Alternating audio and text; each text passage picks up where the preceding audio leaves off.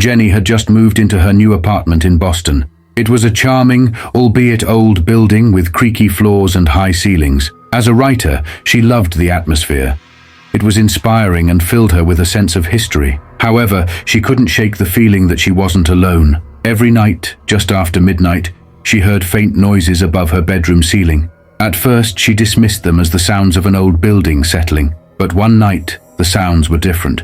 They were more distinct footsteps. Jenny's heart raced as she listened, straining to catch every noise. She convinced herself it was a raccoon or some other small animal that had gotten into the attic. One evening, her curiosity got the better of her. Armed with a flashlight, she decided to investigate. She found the small door to the attic in the hallway ceiling. After a bit of effort, she managed to pull it open and climbed the rickety ladder. The attic was dark and musty. As she shone her flashlight around, the beam landed on something that made her blood run cold. A small makeshift bed in the corner, complete with a pillow and a blanket. Nearby, there were empty food cans, bottles of water, and a few books. Someone had been living there. Jenny quickly descended the ladder and called the police. When they arrived, they searched the attic and found signs that someone had indeed been living there recently. They advised her to stay with a friend until they could investigate further. A few days later, the police had news. They had found the intruder, a homeless man, who had been sneaking into the attic through an unsecured hatch on the roof. He had been living there for weeks,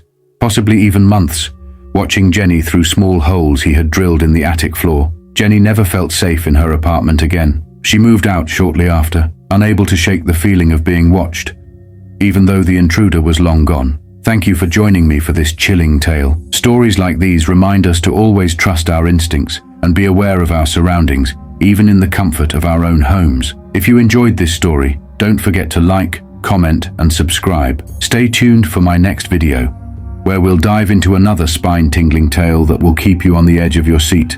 Until then, stay safe and sleep tight.